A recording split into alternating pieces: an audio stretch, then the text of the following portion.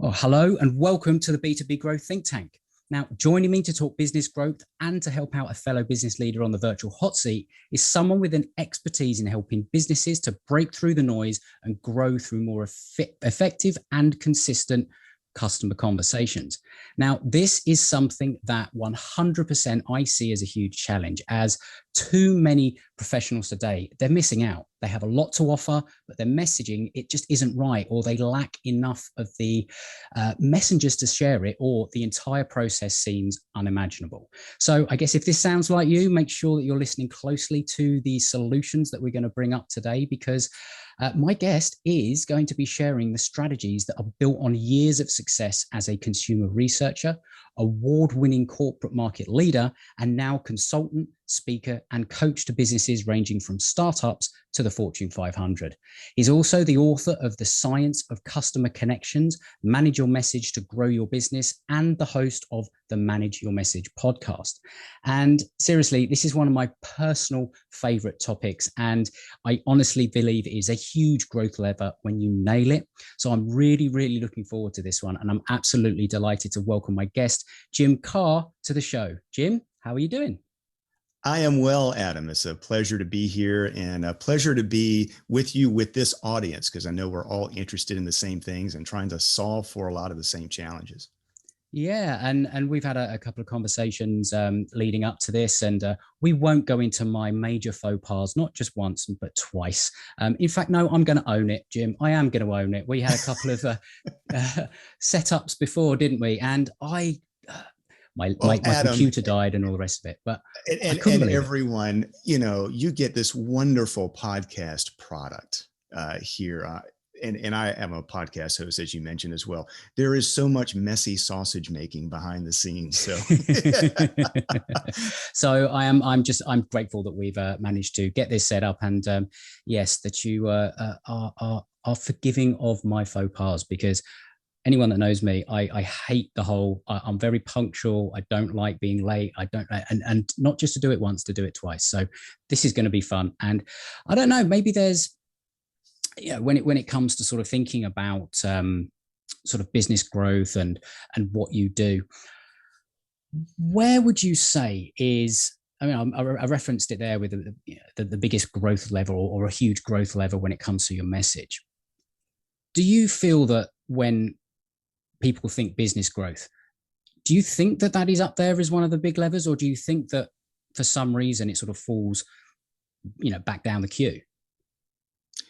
It can seem, I believe, Adam, very mysterious. I think at a gut level and at a professional level every day, just in terms of how to talk about our business, how to differentiate ourselves, you think the tactics of which questions should I ask, and listening skills, which stories should I share, how can I bring insights, how can I talk about things that are technical, maybe to a non-technical buyer. All of these things together exist under this big, messy, foggy, mysterious category of messaging.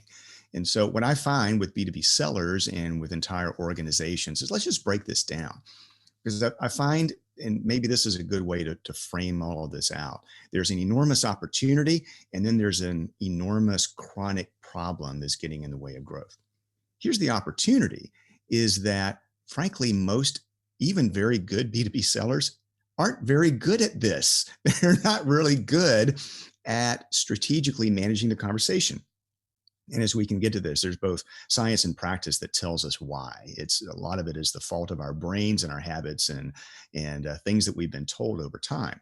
But there's an enormous opportunity here. You can get substantially more growth and higher margins and shorter time to deals and less frustration without having to change your pricing or your business model or your distribution or even the people on your team or in your business.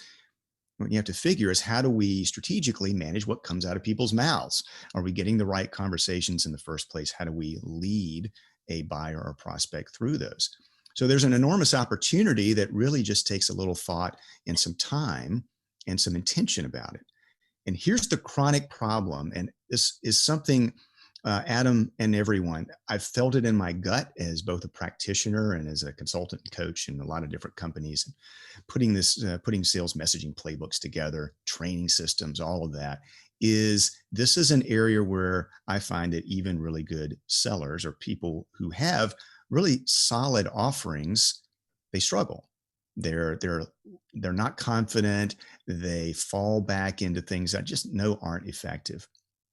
I was speaking not long ago with a fellow named Tim Pollard. He's a very good messaging expert, and he and I were talking about this very issue. He had done a survey of some B2B sellers, and they tend to be in more technical or higher value solutions, longer selling cycles, higher margins. And he asked this group of a couple of hundred B2B sellers two questions on the same scale. And I think you'll find this really striking, Adam.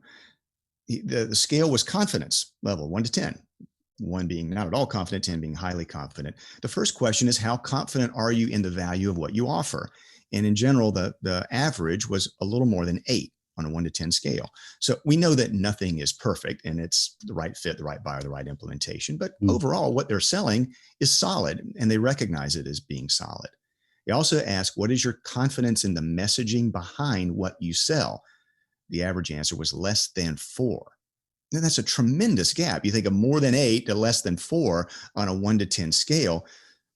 So, That's Adam, what huge. happens? Yeah. So, what happens for a seller or a selling team or an organization if you lack confidence in what to say or what to ask or what to show? Well, I find a couple of things happen. Neither of them are good. The first is that you avoid the conversation. If you think you're going to get asked a question that you don't know the answer to, or that you'll look bad or stumble all over yourself, then you won't be proactive in terms of sharing your value or prospecting. The other bad thing that can happen is you can fall into some poor, inefficient patterns. We fall into the familiar. We talk about our products and our services rather than about the customer. We talk about ourselves too much just because we know it better. That's our comfort zone. So Mm. the things we can talk about today and the problem that I can help solve is, let's break this down, get away from that undertow. You talk a lot about fishing, so we can talk about rip currents and undertows and things like that of Absolutely. what's working against you, and so that you're consistently good at customer conversations and can stand out that way. Well, I mean, this is, I think, as I mentioned in the intro, this is a subject that is very close to me. And you mentioned the sort of the fishing thing. My entire business is built around that ethos, that metaphor of you really deeply need to understand your client or your customer if you are going to be able to create the messaging, the marketing, the assets, that kind of thing that are going to be actually successful, to be able to be deployed as that lure, as that bait, as whatever we want to call it. But you need to really understand that client or that customer first, because I often say at the end of the day, your client or your customer is ultimately your boss because they pay the bills at the end of the day. So you have to sort of really, really understand their world, their worldview, what an average day looks like, the struggles, the problems, the desires, the frustrations, all of that kind of thing, and then wrap it up in a message that you are able to not just individually but organizational wide be able to deliver consistently, because there's no point in one person having the greatest message in the world, whereas 200 other people in your firm deliver something different. Before I go into some of it, I guess one of the key things that maybe people that are listening could be asking themselves, what do we mean by messaging? And how would you define it? Because, are we talking your elevator pitch? Are we talking your headline that you write? Are we talking what you put on a business card? Like, what is messaging? That's Adam, it's an excellent question, and it's not. And by the way, everyone, it's oftentimes when people are guests or they're podcast hosts, and they'll say that's an excellent question because they're trying to think of an answer. Now, that really is an excellent question. It's a fundamental one, and we break this down, and especially as we think about B2B sellers and sales organizations or anyone who owns revenue and customer relationships. So there's a whole side of things that kind of fall under messaging, which is my marketing piece as a former CMO. But I think that marketing is a lot of positioning. So do we have the right value proposition? Do we have the right awareness and understanding in the marketplace if we defined our personas, our ideal buyers, our customer base? Sometimes it's down to generating specific leads and owning that part of it. Sales is more about individual conversations. I'm thinking about a deal with a buyer or a set of buyers for a thing within a time frame. So it starts getting far more specific. So that is my focus of taking the positioning. And sometimes I help clients with that positioning, but oftentimes we take that as a given. And we look at certain conversations and certain use cases or certain offerings and really building the right sorts of conversations. I would look at it at that level. To back up just a step though, Adam, here's what's not messaging, or at least what doesn't work. Always a good way to sales look messaging is your mission statement or your vision statement. And it frankly isn't your passion either. Not that that's not important in driving our own behavior, but frankly, most buyers don't care. They care about their passions. And one little bit of research when I was doing background on the book, there was one brave soul who examined several hundred corporate mission statements and was looking for commonalities. I couldn't do that, but I was really grateful that someone had gone through that research. And they found, examining again several hundred, that there were about a dozen words that were present in almost all of them. And they're all the same, and they're committee decisions, and they've been probably produced after 18 months of endless meetings. And so there's this word salad about sustainability, customer community, inclusiveness, blah, blah, blah, blah, blah. And not that that isn't sincere. I'm sure it's sincere, but it also is undifferentiating. When you're saying exactly the same thing as everyone else, then your message actually is working against you. You're commoditizing yourself. So we want to break free from that point. So your message is not your mission or vision or your individual passion. The marketing, the positioning piece is there. But I think, especially when it comes to B2B sales and generating revenue and growing your business, let's think about a few key conversations, whether you're selling net new and you're finding new logos and new customers, or you take a look at this and say, I have lots of things to offer my existing customers that are only buying a few. So I want to cross-sell better. I want to use maybe my quarterly business reviews or ongoing conversations with the people who already are buying from me to sell them more, to sell them higher priced, higher value offerings. Take that strategy and you can probably boil it down to a few key conversations. Who's on the other side? Then again, from my standpoint, that's where the focus would be. How do we get more of those meetings? Make sure that we've set the agenda and the expectations in the right way. And then it becomes down to what do we say and show and do and ask and share in those conversations. And how much of it do you think actually comes from the business or from the mouth of babes, for want of another way you're saying it, which is actually the voice of the customer? Because it's interesting that you spend a lot of time looking at the sales conversation and all the rest of it, and you talk about the marketing being almost a given. What I found is that the companies that do this really well, they integrate the two, because they actually they have the sales conversations feed the marketing positioning and the messaging. Because let's be honest, the people that actually have the most contact with the client or the customer is not the guys in marketing, unless you do something which I think more companies should do, which is spend time on the sales floor or actually spend time talking with the clients. But marketers don't like to do that because they went to marketing and not sales. But it's when you have that sort of synergy between a sales department or a sales team and your marketing team, and you start to hear those conversations, or the sales team feeds back. I had a conversation with 10 clients or 10 prospects this week, and these are some of the things that kept coming up. We don't have this in our marketing. We need something to feed into the marketing to be able to deal with this kind of conversation a lot more. That's when I see businesses really start to see the results that they're really after. It's when the two are combined and working together.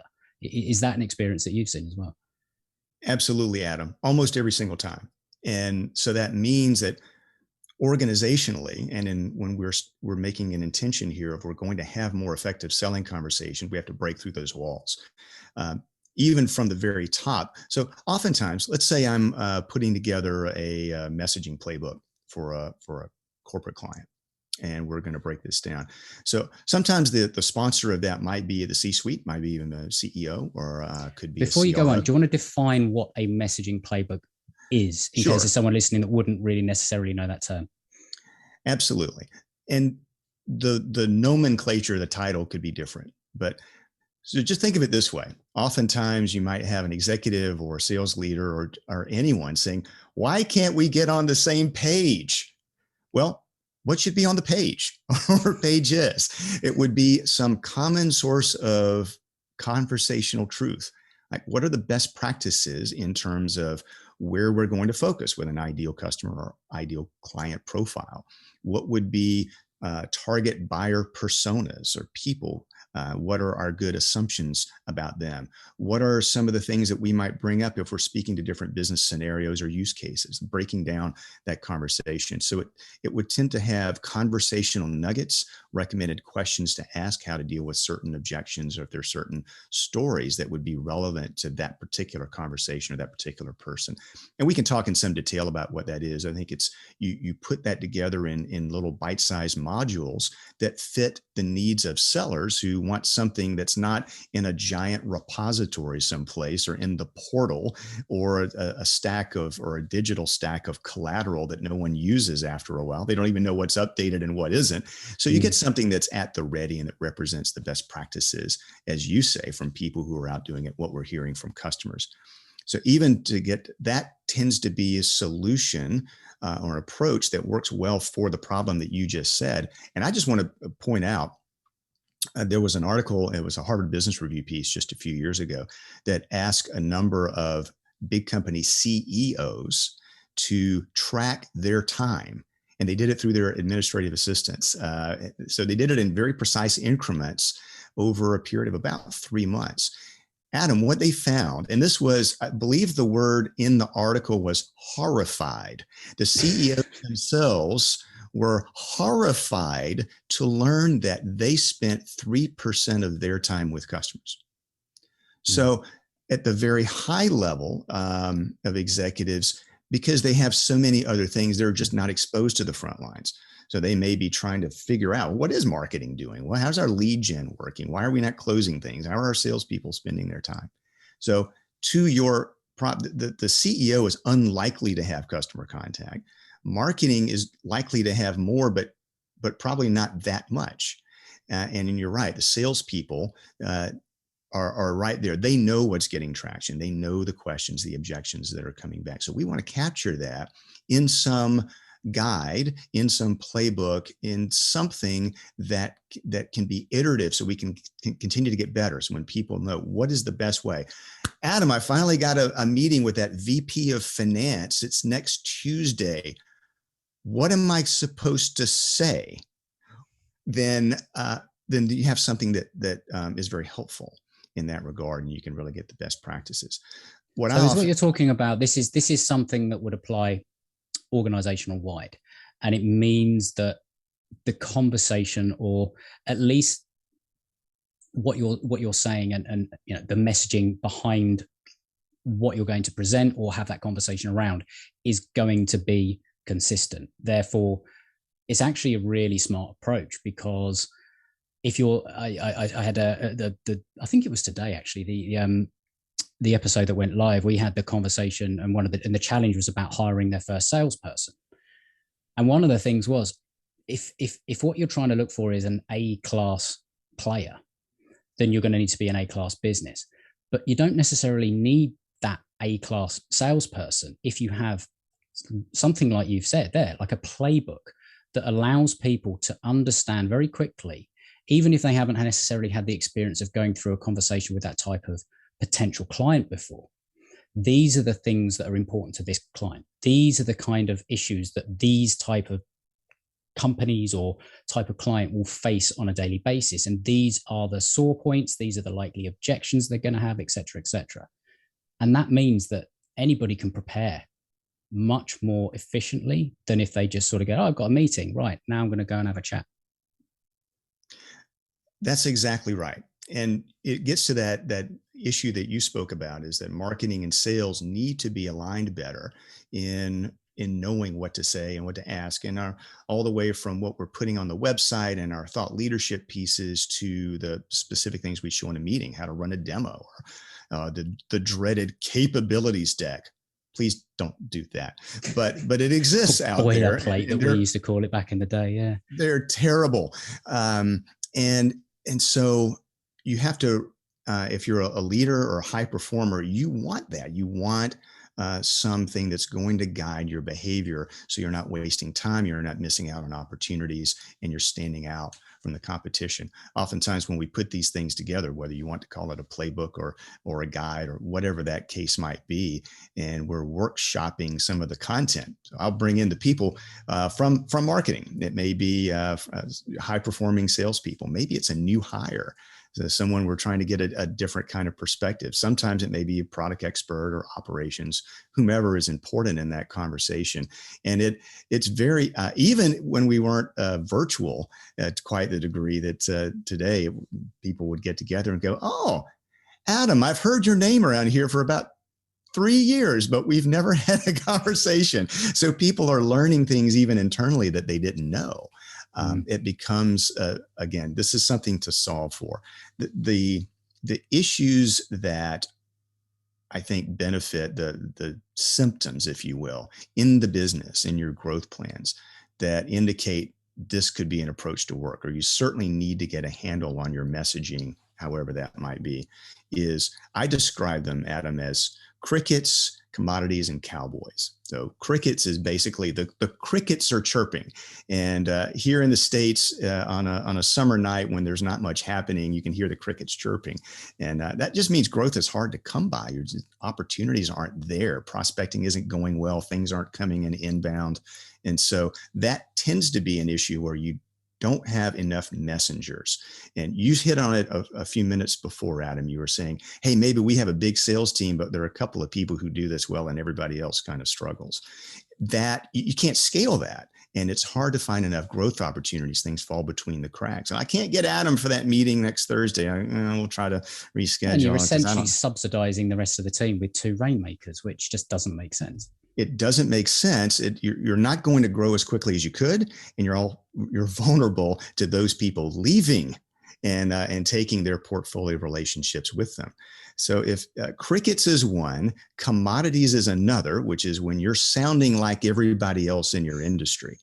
You're sounding like everybody else in your marketplace, and that's too much lingo, too many acronyms, too much product focus, and there it tends to show up as a differentiation issue. Our margins are suffering. We're losing out when we get to the final round from an RFP or something along those lines. We're getting commoditized, and we can fix that with our messaging and what we say and how we position ourselves. The final piece is the effective cowboys. messaging. Just before you go on to that last one, yes, thinking about things like RFPs or anything like that, effective messaging sometimes can just get you in the door in the first place, or it can sometimes jump the queue completely. So that's another example of I think the leverage potential in getting a powerful message, because if you can have that conversation and it's done in the right way with these sorts of playbooks, then maybe you don't get put in that pool and you're not commoditized with every other fisherman trying to catch the same small handful of fish. You are literally going to be there shooting fish in the barrel. Like I don't think people always completely grasp the growth and leverage potential in this. So I have to sort of pull it out sometimes and really sort of say it is everything, because it's not just what you say, it's the reasons why you say it and why it matters to the other person. And then it's what that can happen. What is the potential outcome? What is the consequence of getting it right? And I say consequence and you think bad, but no, consequence is a good thing when you get this right. So your third piece. Well, let me just agree with, as you said there, and we can break that down a bit as well. But your message is really associating you with a compelling problem that needs solution. And so when you are the answer to that, when I need this, when so and so happens, we find themselves in this circumstance that Adam or whomever is the choice. That's our first choice, and not just another fill in the blank. The other part that organizationally happens, it's the third leg of this three-legged stool, is cowboys. So here in the States, we think about the cowboy mentality, which is great in many ways. It's a get it done, autonomous, independent spirit. But we see that a lot in sales teams, right? When people want to do things their own way. And we get that. We have to respect that. And there's some people who are good storytellers and they're active prospectors and they really get it. They have a great relationship, but they don't want anybody telling them to do things otherwise. And then we get into, as you say, we have a team of a few high performers. They're the President's Club members. They're the ones that everyone knows is great. And everyone else might struggle a bit.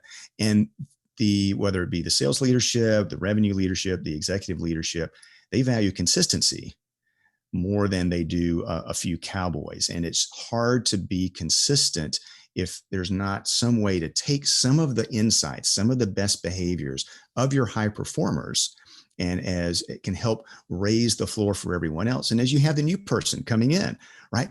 So you could do this. This can happen in a tribal, sporadic way as you're hiring your new salesperson. Well, who do they need to talk to figure out what they're doing? Well, we'll have them over here and talk to Adam, but and Adam doesn't have time. Adam's doing his own thing. Or you can be very intentional about this and say, we do need to get our plan, our playbook together. That also gives us something we can coach to. We can do certifications, we can role play, we can practice together and get better at this so that we do have more consistency across people and also across channels. So if the things that are on our website or in the demo are also making them into individual conversations, whether they're happening in person or online. So we don't have to have perfection, Adam, but if you can bring together your message, your messengers, and the management habits that will bind this together, then you have something that is consistent and it's pointed and you will stand out that way. But so that there is the marketing versus sales gap that exists, but I think it's even a larger picture of thinking through of how do we talk about ourselves? How do we get more people involved in that? Which, by the way, includes your current customers, includes other people who can bring opportunities to you. It's not just internal. And then what can we do as management habits for coaching and socializing and building confidence with the whole team over time? And when you think about it as well, what you're talking about building, it's all of what you said. Ultimately, it comes down, you're building an asset within a business. And that asset that you're building is that repeatable process. It's the understanding of a client that will iterate and continue and all the rest of it. That's IP, that becomes valuable. And if you are a company that is looking to raise capital, sell in the future, all that kind of thing, this becomes incredibly valuable. And it's something that you can add to your actual, value of a company, your bottom line, that kind of thing. It's also something that becomes a hidden asset in a business. Because if you spent all the time and all the rest of it creating this kind of thing, then you can think about licensing this sort of thing out to similar companies that serve the same type of industry and all that kind of thing.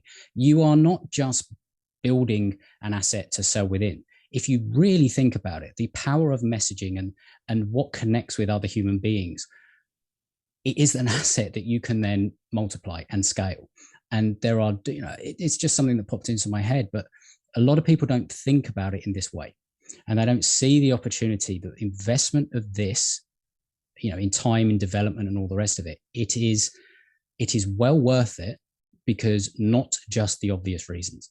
So I just sort of wanted to, is that something you've ever seen happen, or have I completely gone off, on one of my ADHD tangents?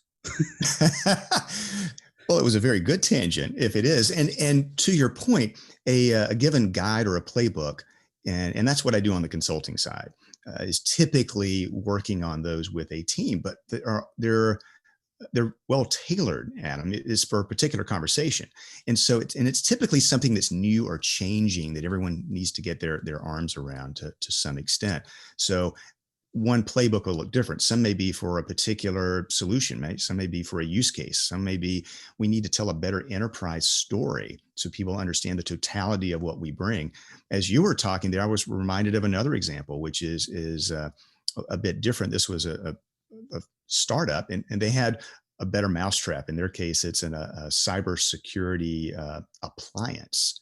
But they didn't have their own sales team. They had really good product people, and they had this thing that they knew it worked. Well, we got that story straight, but they needed scale to be able to go out and have the conversations with potential buyers and to actually sell. So they had an arrangement with a big existing sales force that sold other things. Their sales force of several thousand people had never had in their portfolio anything on cybersecurity. Ooh, so what we need to do is actually think of two conversations.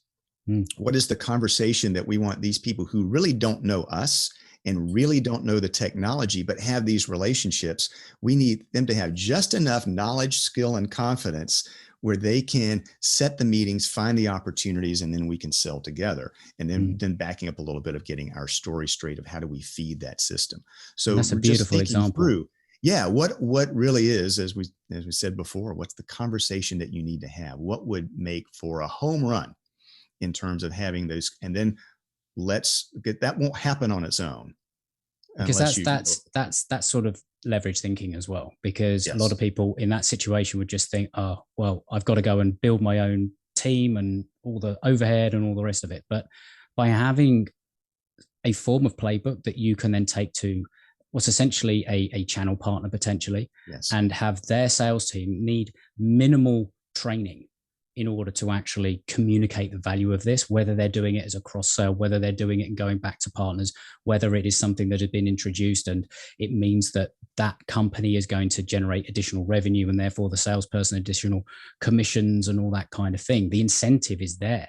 But a lot of the time it's like, right, well, how do I actually talk about it? I don't know this thing. I know my product. It's like you were saying earlier, I've got an 8 out of 10 confidence in my product. I kind of got a 4 out of 10 of this product because I don't know what it is, but actually you can flip it on its head and get the 8 or even 10 out of 10 confidence in being able to, maybe it shouldn't be that way around. I think it should be equal. You should have the confidence, even if it's a partner. So just make sure, it's sort of seen from that perspective. But that is a beautiful example. And I really, really like that example and the importance and opportunity that is out there. And if you're sitting on something that is incredibly valuable, a service, something that is going to change, whatever it is, something that is going to generally help a lot of people, but the only restriction that you're facing right now is distribution. Have you looked at how you create some form of playbook, messaging playbook, that you could then have conversations with people with that distribution and set up that, host beneficiary, whatever you want to call it, sort of relationship? There is growth. And that all comes from developing and spending time considering what those messages are and how you communicate it. So I want to move on to the virtual hot seat section of the show. And I am really finding that difficult to do, because this is going it's going somewhere where I think that there is so much, as I say, opportunity and potential, but I think we can actually move some of this conversation into this, because it's quite a simple one this week and it's come in. Sometimes they're a bit longer than others, but this one is nice and simple, but it's also, I think, something that fits in nicely to the conversation that we've been having.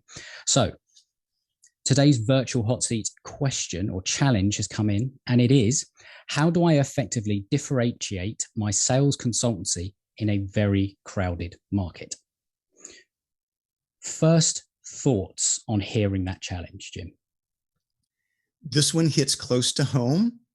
Because I can draw some recommendations. We're going to make a lot of assumptions, and I know that's the case typically in these virtual hot seats. But we'll hopefully this will be helpful, and not just for this person. I think there are several lessons any sort of professional services Well, why I context. like this one is because it actually does allow us to talk in a little bit more Yeah. generality, make some of those assumptions. But I think between us, we've got quite enough experience to be able to make the right type of assumptions underneath what is happening with this question. Yes. When you shared this with me, there was a little twinge because I've made some mistakes myself, and I'm happy to talk about that as well. And this does hit very close to home. But I do think this is very much a messaging centered issue. When I talked earlier about crickets, commodities, and cowboys, this is the commodity piece, right? We're talking about differentiation. And your listener viewer is right. It's a crowded market space. And when you say something like sales consultant, that means lots of different things to different people. It's very muddy. The first thing that comes to mind is sales consultant. You don't want to sound like a salesperson, and you don't want to sound like a consultant. So you have two things in your title that are working against you. And it's oftentimes people don't want to hire a consultant.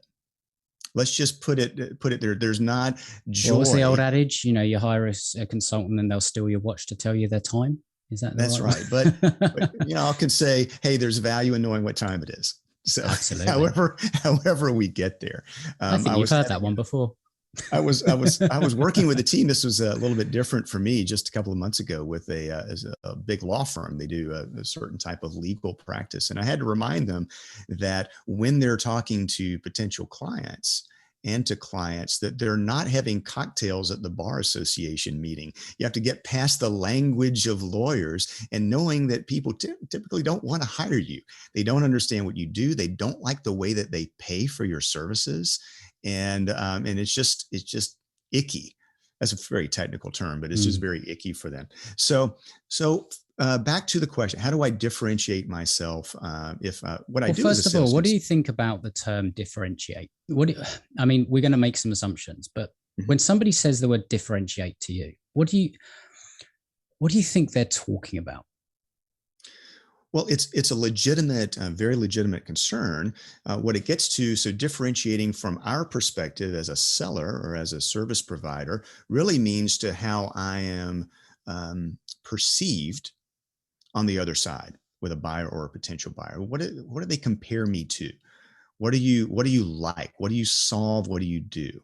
And so the differentiation is something we do in order to produce the result on the other side. The best result is that you are perceived as solving a relevant, near term, compelling problem. And you're, if not the only choice, you're the first choice. So I do know we do we we need think then? Adam. Can somebody get Adam for us? Absolutely, but do you think then that underneath? So I often try and sort of think between the lines on some of these and some of the assumptions we have to make.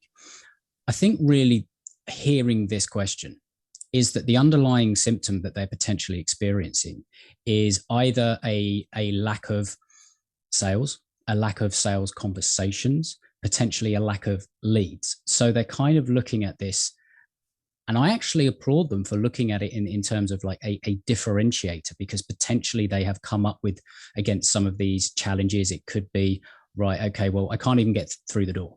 Or when I do get in the door, I am the commodity. I am being compared against price, or that kind of thing.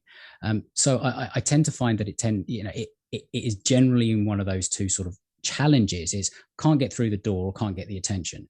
And then when I'm in the door, it's like, right, well, how much do you charge? And it's like, well, Yes.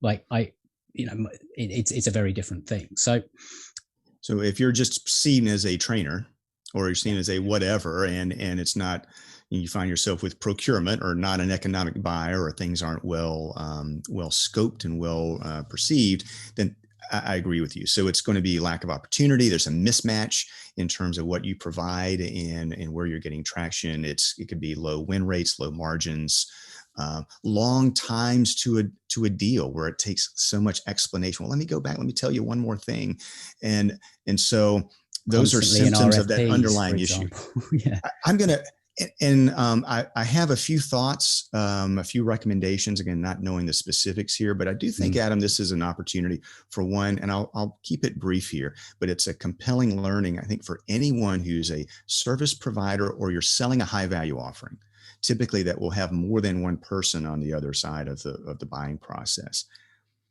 Your buyer, your potential buyer, has to answer some questions for themselves. And I find that there are three of them, and then they occur in a particular order. And poor sellers or frustrated sellers get this wrong. Effective ones get this right. So here are the questions. And I will say your buyer is asking themselves these questions, whether they're consciously aware of it or not.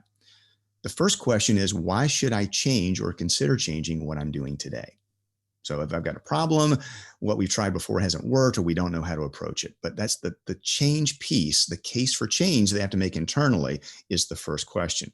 The second question is, why now? Why should it be a priority? There are lots of good ideas. There are 25 things we'd like to address in the business. What are our top 3 or 4 that are compelling and we have a sense of urgency about them? And then, and only then, it's why you? Why you versus a named competitor? Why you versus us doing it ourselves? That's where the differentiation piece comes in. And so what I find is that those sellers, individuals and teams who are really good, recognize that's the sequence. They don't get ahead of themselves. Where people struggle is if they think, oh, I've got to establish my credibility. I've got to differentiate on the front end. That's the first thing I'm going to do is tell people why I'm different, how I'm better trained, more experience, more logos. This is what makes me great, when they haven't made the case for change yet. So that they try to do all the credibility statements and the capability stuff, and then that doesn't really work. They're trying to answer the why me part.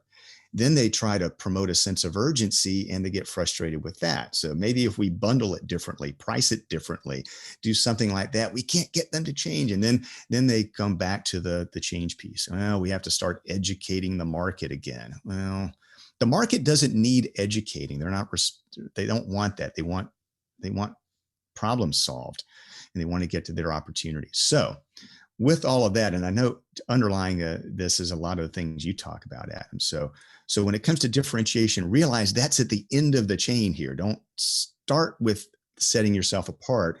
And I think that gets to the first bit of advice or recommendation that I would have here, which is make sure you have your ideal client in mind, that you've got a very clear sense of whom you're serving and when and what you would do for them, and you're associating yourself with a problem.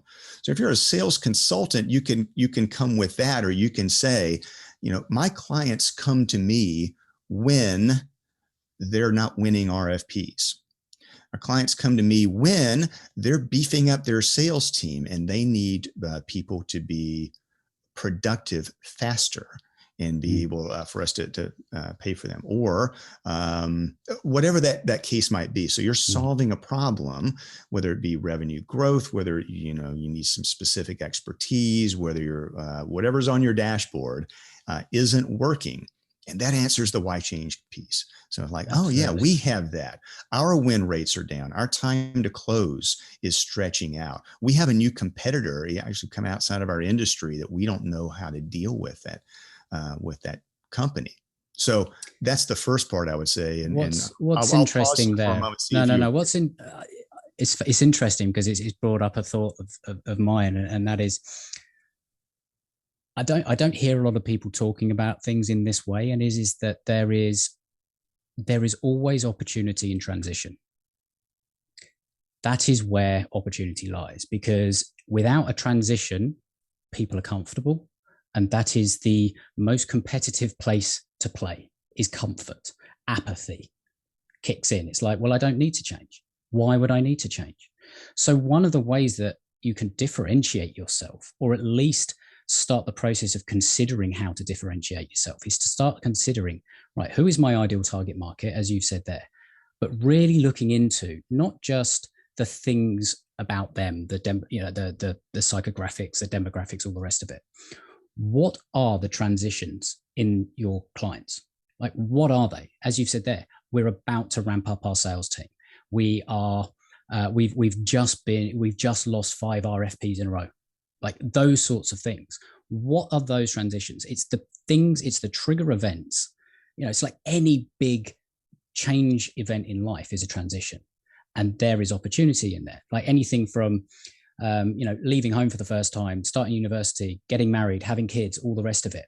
That's massive transition, and there is a lot of trepidation, nervousness, all that kind of thing that goes with it. But there is also a hope and a positive perception of the future. So that is why the transition, it can't be a negative transition, it has to be a positive one.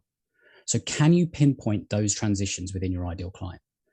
Maybe you have to narrow your ideal client a little bit further in order to identify those, because they're too broad.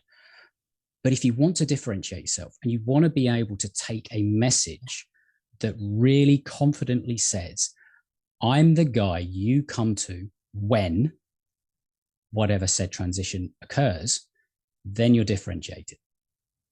That's excellent. And that gets to, it was actually the second thought that I had for this person, not sounding like a salesperson, not sounding like a consultant. And I've heard that mantra before, and I think it's very powerful, not necessarily talking about what you do, but when you do it. So do you have, are you dealing? Not said it in that way, but I'm going to take it. Thank you. And so oftentimes when I'm speaking to audiences or working with a client, it's because they've got some big change. And obviously they're pandemic changes, right? So that can, if you're a sales consultant, then there are probably a lot of sales teams out there. I've been working with some who need to be able to operate in a more virtual environment, or pass along their credibility and run meetings in a different sort of way. That's very tactical, but really it comes down to the change case is going to come when your potential client is having to deal with a new buyer, or maybe they're integrating an acquisition or territory reassignments, or they have a new type of solution, or as one I was working with that sells software into banks, and banks are having to deal with fintechs and others who come outside of their industry with better technology, better customer experiences. They don't quite know what to do. Their market share is eroding. Their ability to generate loan business has been a problem. So you're solving some problem with a particular buyer, group of buyers that's compelling, and you're producing that result for them. So I agree. So I think identifying who is that ideal client, what's that ideal situation, what's the timing, the why now, when something important is changing and they can't do it themselves, or they won't do it themselves, they need help. That's where I often talk about it in terms of, like, if you were meeting, or your ideal client was meeting with their best friend, what does that conversation sound like when the best friend says to them, so what's going on in your world? What's going good? What's, blah, blah, blah. And they just sort of go, well, this is what we're dealing with. And it's all about, I am trying to get to the next level, or we are about to go through this big change. It's kind of like, so what's going on? Well, we've been trying to buy this house for, the last 10 months and it's all fallen through 3 times, blah, blah, blah, blah, blah. Da, da, da, da. Whereas if you have placed yourself in that friend's mind, that you have a solution for that kind of thing. It's like, so you're telling me that your house sale has fallen through 3 times, blah, blah, blah. Right. You need to talk to Bob. Bob's the guy you go to when you cannot keep a chain together. Something like that. I don't know. Well, you're right. And that actually brings me to, there was a third point that I had scribbled down when you talked about this hot seat situation. And I think this applies to a lot of folks, is develop a story bank. And there's been a lot of focus on storytelling as part of messaging, as part of conversations, and there's good reason for that.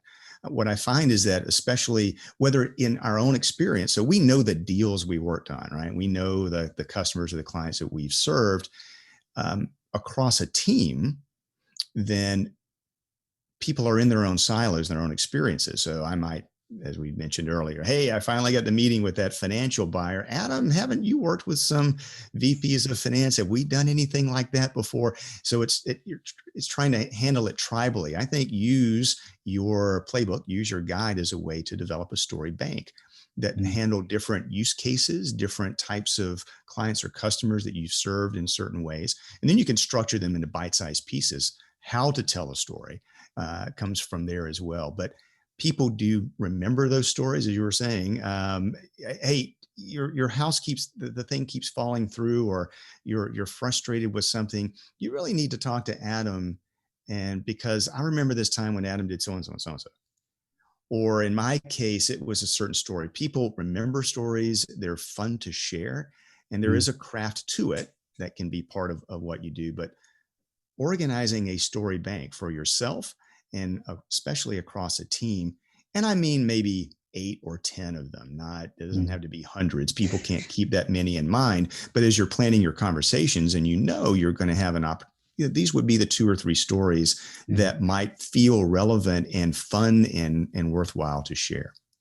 Yeah, it's definitely. I mean, I remember one of my first jobs out of university a while ago now, and the managing director of the company, I used to hear him on calls, and it would be the same story he would tell on every single call.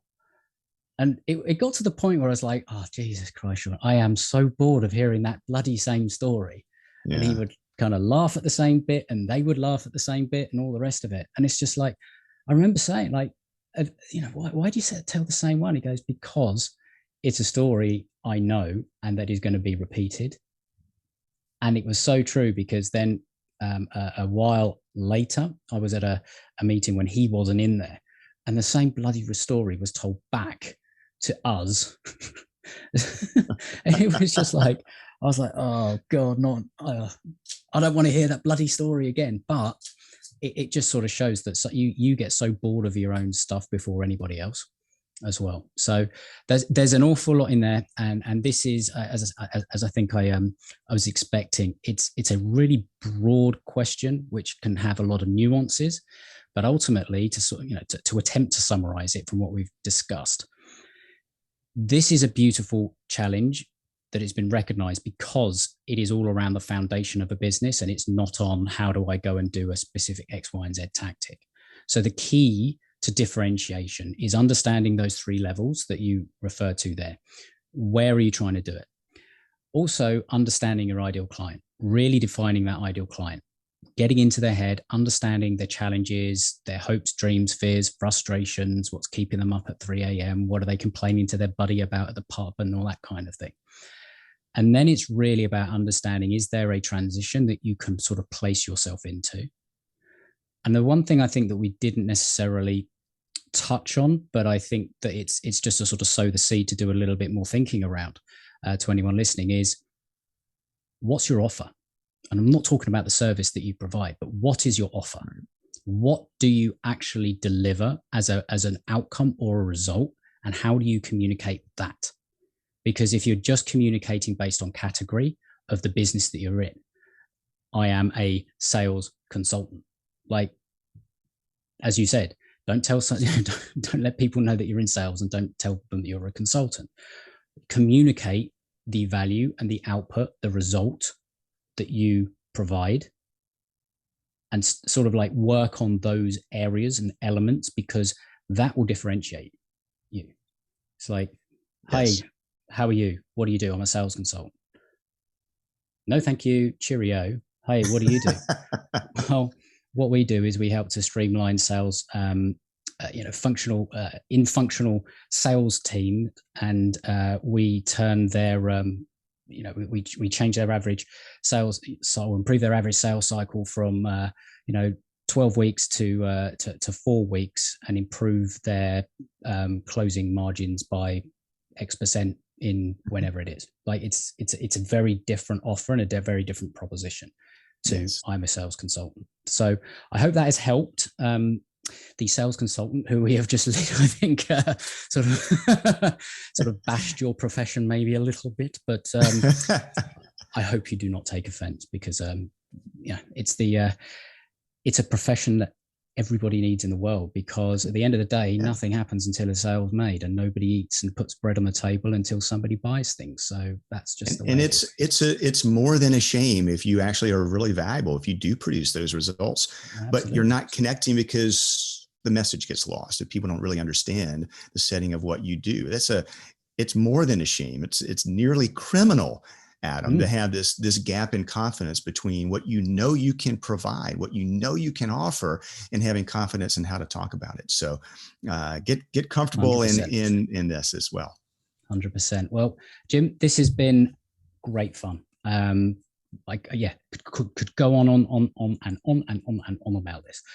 However, I have to respect your time. So, where is the best place? Well, first of all, if people listening to this are thinking, yeah, I'm interested in what Jim's been saying, what kind of person is the best to reach out to you, and where should they do that first?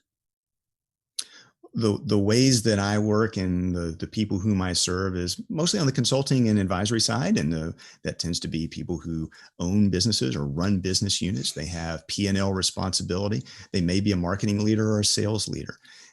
If I'm happy to be a sounding board, happy to have a conversation. I should be happy to have a conversation about this because we're having a conversation about conversations. The easiest way to get to find out about me is, first of all, I'd welcome a connection on LinkedIn. My last name is Karrh, so it's kind of easy to find. If you can get Sounds close. very German, Jim. Well, that's one story that comes from my family. There's another that it's Scott-Irish. Somebody's wrong. Maybe everybody's wrong. I frankly don't know the right answer to that, but it's. I had to. Anyone listening, I had to ask Jim where, because it's a funny, obviously a different spelling of car, and I thought it was some funny pronunciation, but it is not. It is car. But it's just this. It is. My branding was given to me at birth, Adam. So it is what it is. So I would welcome that connection. Mention that you heard us here. It would be easy for them to sort through. My website is jimkarrh.com. There are a lot of free resources there, including a one-page 5-step guide to managing your growth message. But I blog. I do a podcast, as you mentioned, called the Manage Your Message podcast.